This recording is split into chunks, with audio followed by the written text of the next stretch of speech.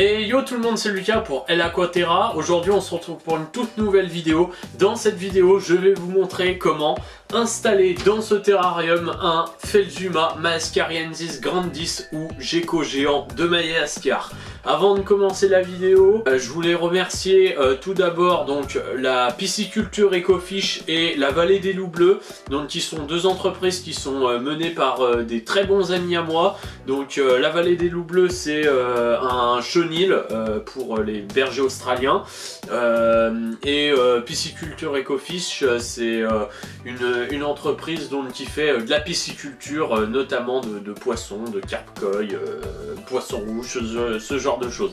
Je vous laisse aller vous renseigner, tous les liens sont dans la description. Donc ils m'ont offert gracieusement, merci beaucoup à vous deux, ce terrarium là, parce qu'il n'en avait plus l'utilité et on va se consacrer à celui-ci. Donc comme je vous l'ai expliqué, c'est pour une installation d'un Phelsuma Maaskariensis grandis ou plus connu sous le nom de gecko géant de Madagascar. Donc c'est un gecko qui adulte va faire une taille de 30 cm de long, d'accord, qui est endémique de l'île de Madagascar forcément, et qui a besoin d'un environnement donc, qui est tropical. Donc à retenir pour les environnements donc, qui sont tropicaux, que ce soit pour les lézards ou les serpents ou même les tortues, il vous faut une très bonne aération sur vos terrariums. C'est-à-dire que vous ne pouvez pas avoir un terrarium en verre comme celui-ci par exemple, avec juste une bande d'aération ici par exemple et une petite bande d'aération sur le dessus. Pourquoi? Parce qu'il va pas y avoir assez d'aération pour que l'humidité s'évacue. D'accord, donc ça va à terme créer donc, des moisissures déjà dans votre terrarium, et en plus de ça, ça va créer également des soucis pulmonaires au niveau de la santé respiratoire de vos animaux.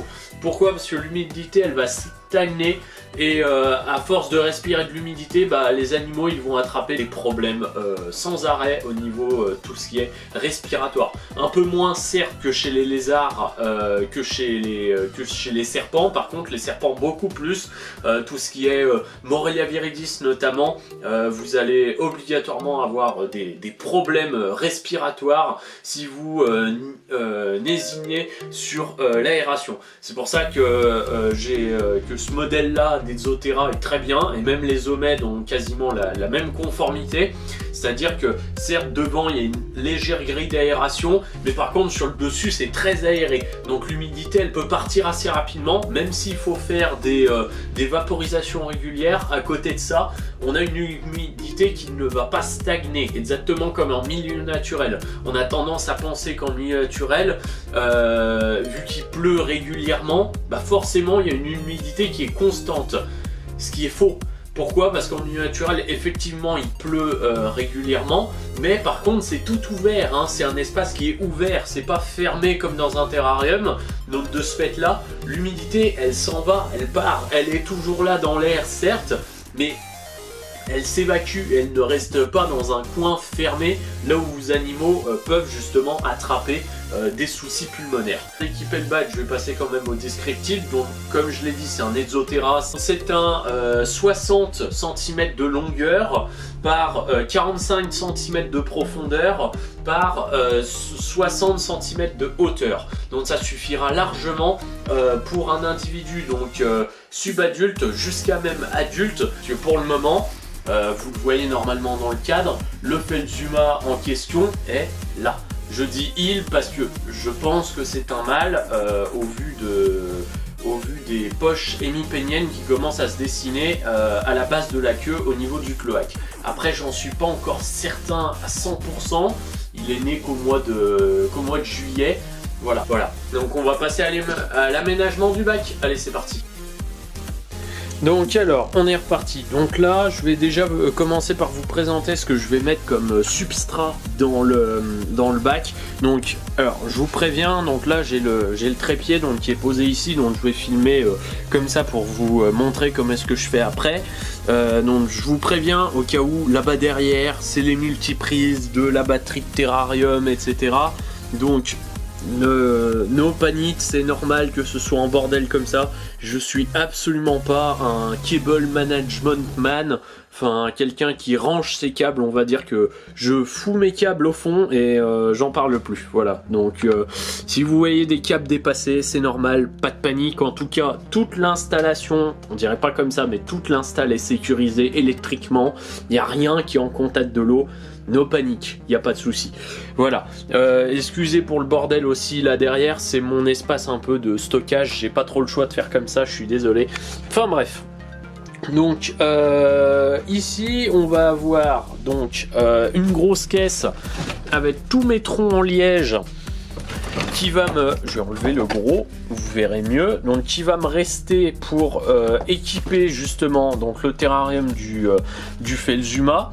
Donc il va me rester plein de bouts de liège, des troncs qui... Enfin, c'est un peu de la récup quoi. J'ai cherché dans mon stock de liège qui me restait, mais je vais essayer de faire à 100% en tout cas au niveau de ce qui est bois. Du liège. Et comme plante, j'ai prévu du coup de... Donc ça c'est le... Donc là vous avez l'ancien terrarium de Kermit, donc qui va être démonté, et Kermit, donc mon Felzuma, je l'ai appelé comme ça parce qu'il a vraiment une tête de Kermit, il va passer donc là-dedans. Voilà, dans le gros, comme je vous l'ai expliqué, donc les plantes, ça va être du pothos essentiellement, donc que j'ai là-dedans. J'ai également une petite serra pothos que je vous présenterai plus tard, c'est un truc fait un peu à l'arrache et tout. Et je vais partir sur le même système qu'ici. Donc que je vous montrerai tout à l'heure. Donc c'est à base d'un système de drainage et de tourbe blonde, mais je vais faire ça un peu différemment, je vais vous montrer. Et je vais mettre également donc de la Monstera. Voilà, donc j'ai de quoi faire, je pense, avec la Monstera là-dessus. Donc c'est cette espèce là, c'est la Monstera Deliciosa. Donc elle est déjà... Enfin, comparée à ma main, vous voyez quoi, elle est déjà bien balèze. Donc, enfin, c'est pas les plus grosses que j'ai vues, hein. J'ai vu des feuilles de Monstera qui faisaient la taille d'un être humain, quoi. Donc, enfin, clairement, c'est pas les plus grosses qui existent, mais c'est déjà ça. Voilà. Et ensuite, donc, les troncs liège, voilà. Au niveau du substrat, donc, j'ai de la fibre de coco. Voilà, donc, c'est de la fibre en bloc. Vous savez qu'il faut réhydrater, donc c'est ce que je vais faire. Donc je vais prendre ce substrat là. Il me reste également des blocs, enfin un gros bloc de... Il me reste toujours de la fibre de coco de ce côté aussi, pareil. Donc je vais réhydrater, je vais m'amuser 5 minutes là. Je vais pas vous montrer ça parce que c'est chiant en fait. Vous savez tous comment est-ce qu'on réhydrate une brique de coco. On plonge ça dans un bain d'eau chaude. On attend que l'eau s'imprègne dans la brique en fait. Et une fois que l'eau est bien imprégnée, ben on étale le substrat dans le terra. Il reste des éclats de coco, pareil, compactés comme ça, que je vais devoir réhydrater. Donc je vais faire un mélange de ces deux substrats, fibre de coco et éclats de coco. Et en plus de ça, je vais y rajouter donc de la tourbe blonde qui est planquée là-bas derrière dans mon espace de stockage. Donc ce sac là, il va me servir aussi. Donc ça c'est pour le drainage, super important. C'est pour éviter de votre flotte. Quand vous allez vaporiser votre terrarium, elle stagne dans la tourbe ou dans votre substrat, et du coup elle va être absorbée par les billes d'argile. Donc billes d'argile, voilà quoi, c'est ça. Je pense que vous savez tous à peu près à quoi ça ressemble. Voilà, donc ça c'est le drainage en fait, et du coup bah ça va servir pour ça quoi, pour drainer justement toute l'eau et qu'elle soit stockée au fond et pas qu'elle ressorte dans la terre et pas que ça fasse des flaques justement. Donc là du coup ce qu'on va commencer par faire, je sais pas si vous m'entendez très bien, normalement oui. Je peux pas faire autrement au niveau de l'angle vue, je suis désolé, mais normalement vous verrez tout ce qui se passe. Voilà, donc ce qu'on va commencer par faire, c'est commencer par, comme je vous l'ai expliqué tout à l'heure, poser forcément les billes d'argile, donc le système de drainage. Donc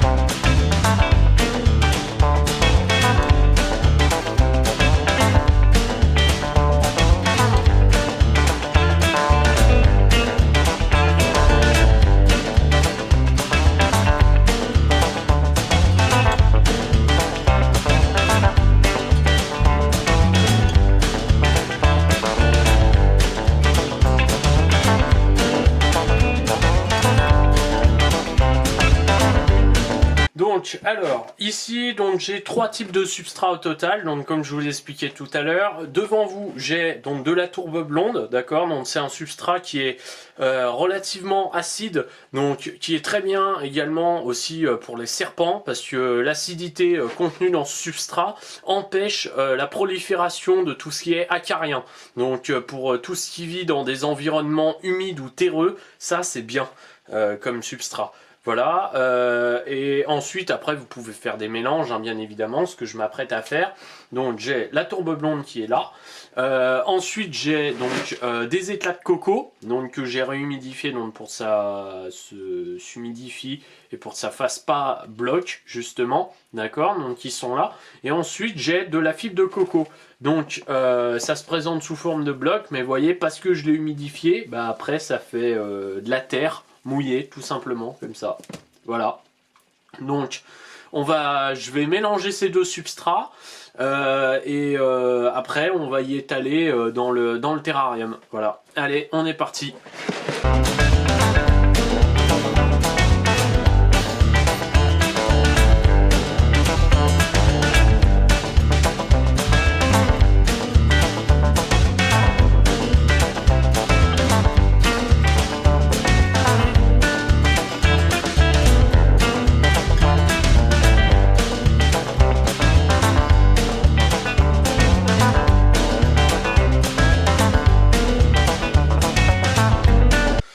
Donc, alors là maintenant, ce qu'on va faire, c'est placer les premiers éléments de décor, donc c'est-à-dire tout ce qui est,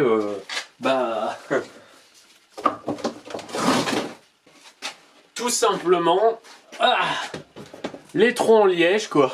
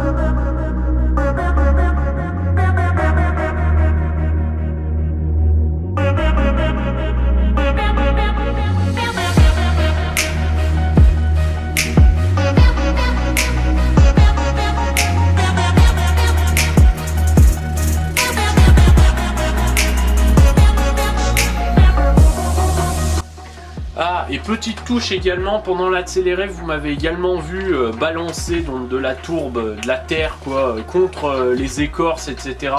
Je suppose.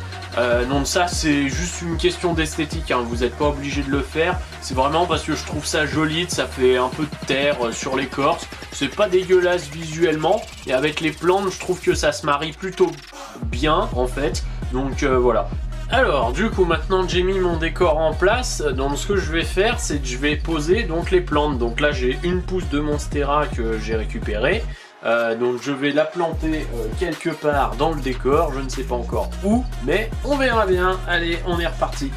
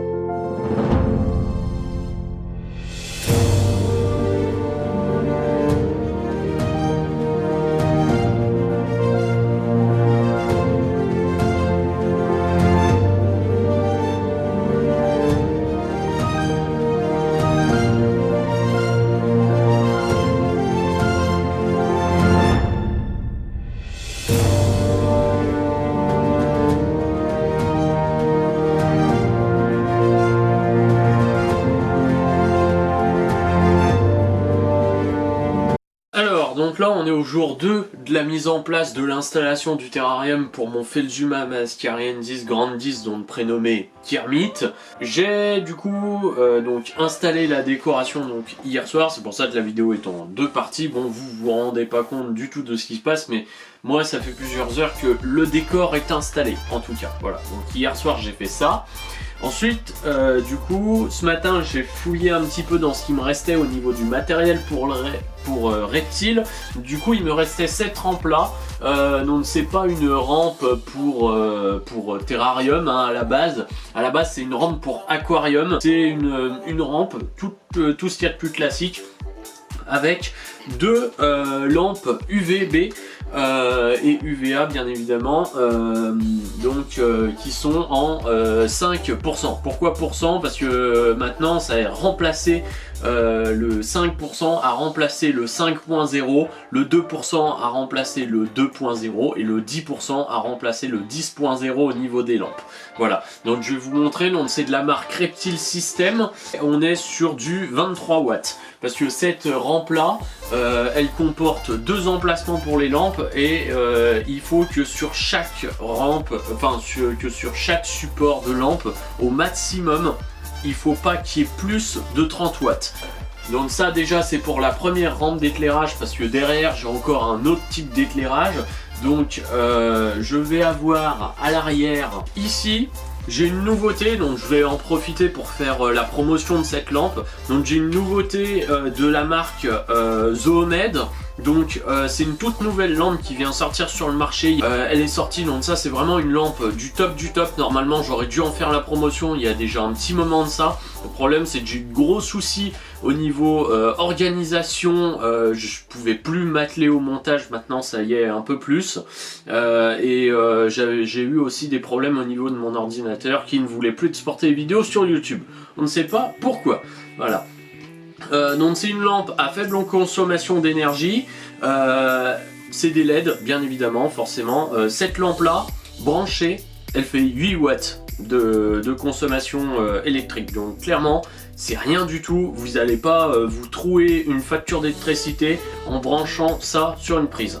Voilà, c'est une lampe qui est super intéressante dans le sens où elle a plein de spectres lumineux, c'est-à-dire qu'avec une télécommande qui est là, vous pouvez changer le spectre lumineux de votre lampe. Donc je vais la rebrancher, je vais vous montrer.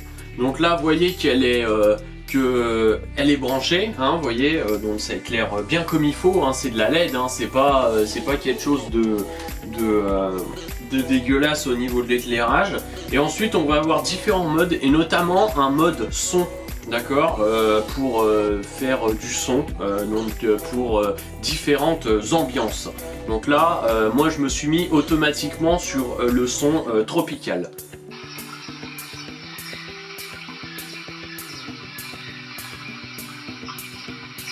Voilà. Après vous allez avoir donc différentes ambiances, comme par exemple le son d'une rivière.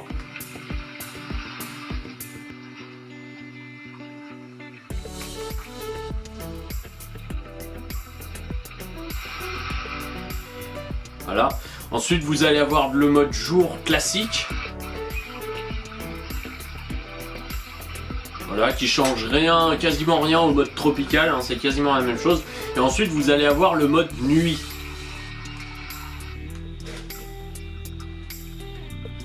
Voilà, donc avec une lumière bleue pour représenter la nuit en soi. Et ensuite vous avez les modes que j'appelle les modes Jackie Tuning, hein, ça me fait bien marrer de les appeler comme ça. Donc on a le mode rouge, hein, bien évidemment, donc comme ça. Le mode vert.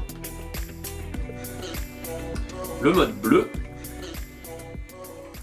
le mode blanc, comme ça, et le mode, donc pour tous les fans de tout ce qui est arthropodes, scorpions et animaux avec un exosquelette, vous allez pouvoir avoir un mode à lumière noire, c'est-à-dire que c'est un mode donc, qui va faire refléter les exosquelettes. Par exemple, si vous avez des scorpions, pour toutes les personnes qui sont capacitaires, si vous avez des scorpions et que vous utilisez cette lampe, bah, vous avez votre scorpion sur votre main par exemple, admettons, et vous pouvez placer la lampe au-dessus et vous allez voir avec la lumière noire justement, ça va refléter, faire ressortir l'exosquelette, voilà, en fluorescent. Après vous avez d'autres modes, des programmes que vous pouvez programmer grâce à cette télécommande et tout est noté sur la notice d'utilisation que vous avez à l'intérieur de l'emballage. Ensuite, dernière chose concernant cette lampe là, après on passe à la suite,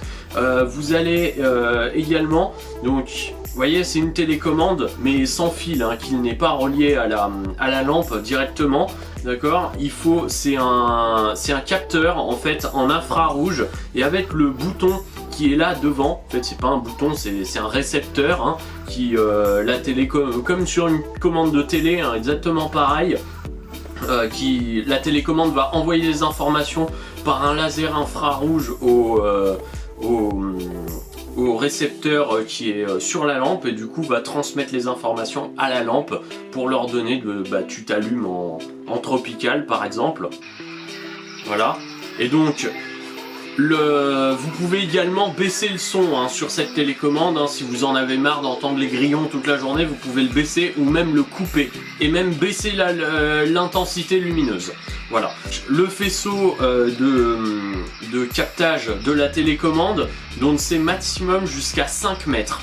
Ensuite, pour tout ce qui est du chauffage, pour le premier terrarium de Kermit, donc du Felzuma Mascariensis grandis qui est juste que là, j'avais donc une solution de tapis chauffant. Pourquoi? Parce que j'avais déjà, donc comme vous pouvez le voir dans le cadre, j'avais mon éclairage UV qui était sur l'arrière, sachant qu'il y avait deux petites grilles, deux grosses grilles par mon aération, mon éclairage UV qui était sur l'arrière et ma lampe que je vous ai présentée il y a quelques secondes qui était sur l'avant. Malheureusement, je pouvais pas utiliser une lampe chauffante pour le chauffer. Donc, ce que j'ai fait, c'est que je suis parti sur un système de tapis chauffant relié à un thermostat. Très important quand vous utilisez du matériel de chauffage pour reptiles, que ce soit lampe en céramique, cap chauffant ou tapis chauffant, ne branchez jamais ces éléments de chauffage sans un thermostat pour contrôler et réguler votre température. Pourquoi? Parce que vous pouvez très bien avoir des animaux qui vont vivre comme par exemple, je vous donne un exemple tout con, Euprepiophis mandarinus, la couleuvre de jade, qui elle va vivre par exemple au point chaud à 25 degrés. Si vous branchez votre tapis chauffant ou votre cap chauffant ou que sais-je comme ça sur une prise, le chauffage il va monter jusqu'à puissance maximale, votre animal ne va pas être bien parce que justement il va avoir trop de chaleur pour survivre, et donc du coup au final il va finir par décéder tout simplement. Donc c'est pour ça qu'il faut penser à avoir toujours un thermostat pour contrôler votre température. Voilà, donc là sur ce terrarium là, je me suis inspiré de ce système là. Je vais pas mettre de tapis chauffant pour cette fois-ci collé à l'arrière de la vitre. J'ai pris par contre une cloche. Cette cloche que vous voyez là, elle est disposée à l'arrière du terrarium, d'accord, donc pareil pour créer un point chaud.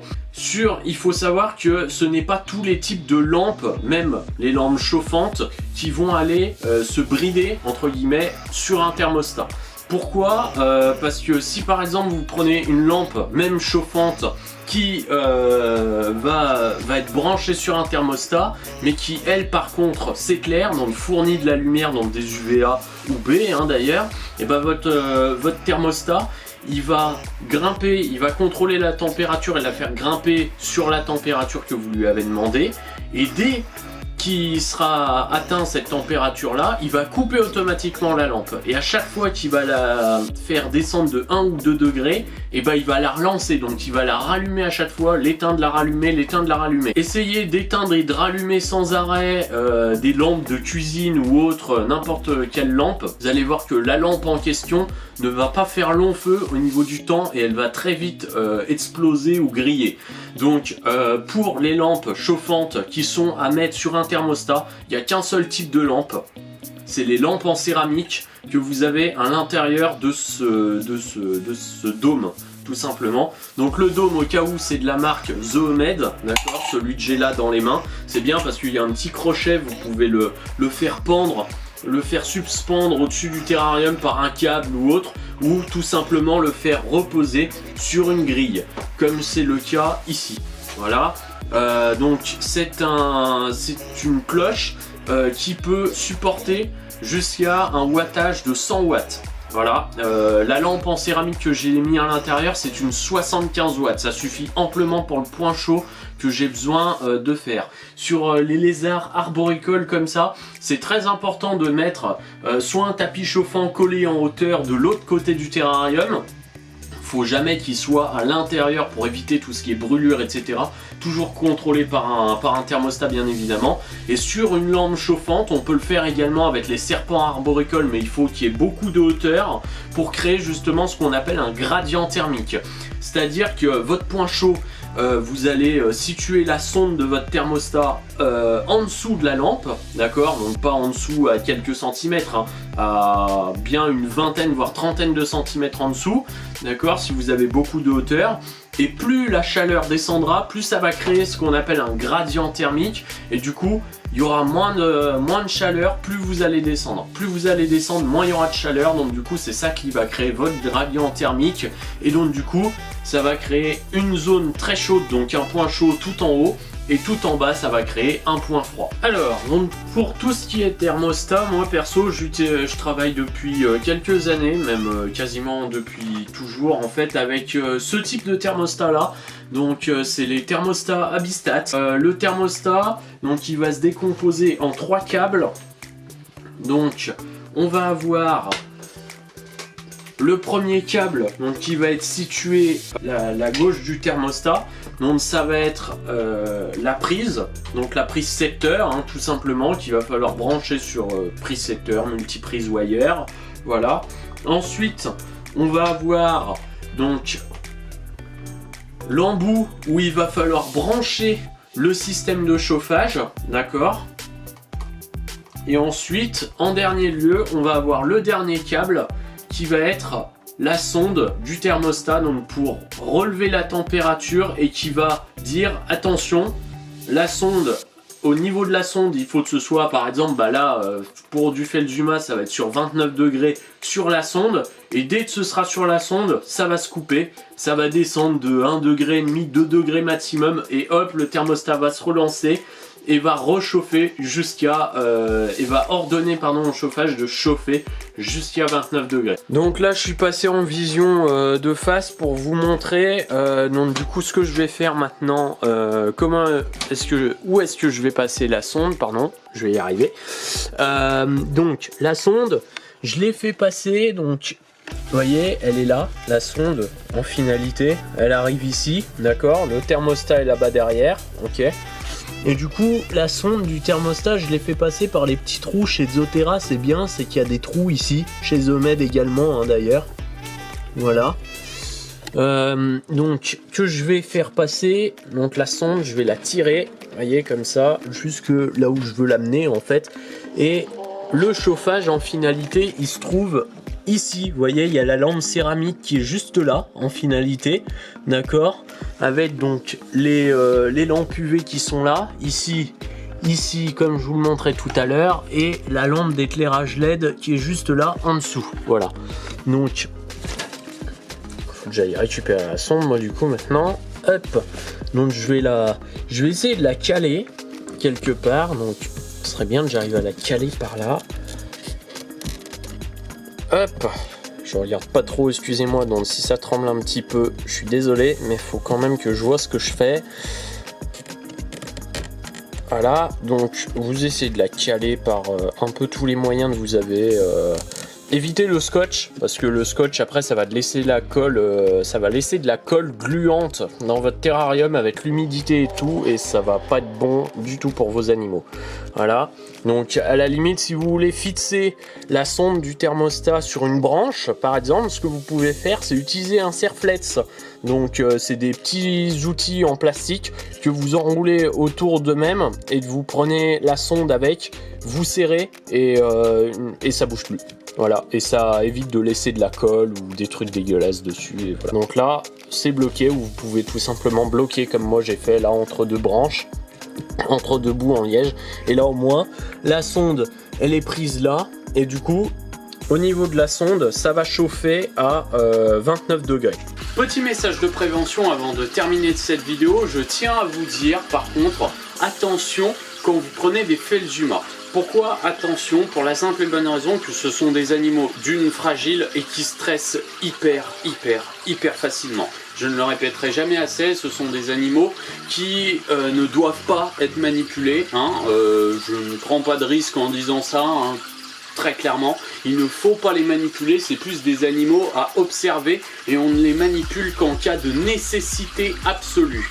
Pourquoi? Parce que ce sont des animaux, comme je vous l'ai dit, qui stressent, qui peuvent perdre leur queue, donc pratiquer l'autotomie, donc c'est le fait qu'un lézard perde sa queue en cas d'un danger en milieu naturel par exemple, il va perdre sa queue pour laisser sa queue au prédateur et le lézard va pouvoir se carapater et fuir. C'est pour ça qu'on ne le manipule pas, car en cas de stress il peut justement perdre sa queue.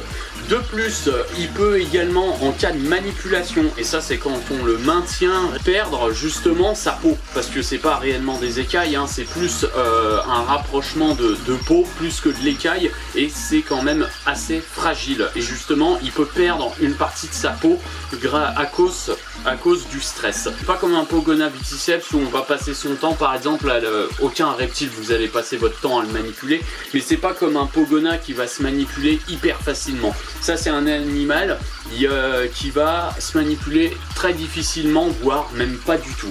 Il y a des spécimens qui sont manipulables, ça existe, c'est vrai, mais par contre il faut que ce soit des spécimens qui aient une très bonne relation avec leur soigneur. Moi c'est pas le cas, Kermit il a toujours été flippé depuis qu'il est tout bébé, donc effectivement je ne le manipule pas, je le laisse tranquille et c'est plutôt un animal que je m'amuse entre guillemets à observer, à comprendre comment est-ce que ça fonctionne en comportement de chasse, en comportement de journée, en comportement de nuit. Voilà, je m'amuse un peu à tout ça, mais je m'amuse absolument pas à le manipuler parce que c'est un trop grand stress pour lui. Déjà perte de queue et effectivement perte de peau si jamais on vient à l'attraper et à le serrer très fort dans les mains. Voilà, le petit disclaimer est terminé. Une fois qu'on a fini de brancher l'éclairage, le chauffage, donc ici la lampe en céramique reliée au thermostat, et qu'on a bien évidemment testé les températures avant de relâcher l'animal dans le terrarium, car oui c'est quand même mieux de tester les températures avant de relâcher l'animal dans le terrarium, ça permet de voir si l'appareil chauffant fonctionne convenablement. Après ça c'est du matériel que j'avais déjà utilisé etc, donc j'ai pas eu besoin de faire des tests de température, j'ai juste contrôlé rapidement, mais de toute façon je savais déjà d'avance qu'il n'y avait pas de souci particulier à ce niveau là. Voilà, donc on va avoir donc ici le terrarium qui est prêt. J'ai déjà transféré donc le Felzuma Mascariensis grandis à l'intérieur, donc Kermit, je l'ai déjà transféré depuis un petit moment déjà. Je ne vous ai pas filmé le transfert car il était dans un tout petit terrarium et que tout simplement sur les images on n'y voit rien et que je suis ici dans un tout petit espace et que je n'ai pas pu vous filmer le transfert et que ça rendait pas aussi bien que je l'aurais espéré. Donc je vais tout simplement, pour clôturer cette vidéo, justement parce qu'on arrive à la fin, vous filmer uniquement, vous remettre quelques plans du terrarium et puis vous filmer Kermit dans son nouvel environnement. Voilà, en tout cas j'espère que cette vidéo vous aura plu, n'hésitez pas à la partager, à la liker et à vous abonner. Et n'oubliez surtout pas, la terrariophilie c'est une science, les reptiles c'est une éternelle source de savoir. Allez tout le monde, ciao et à bientôt sur Aquaterra.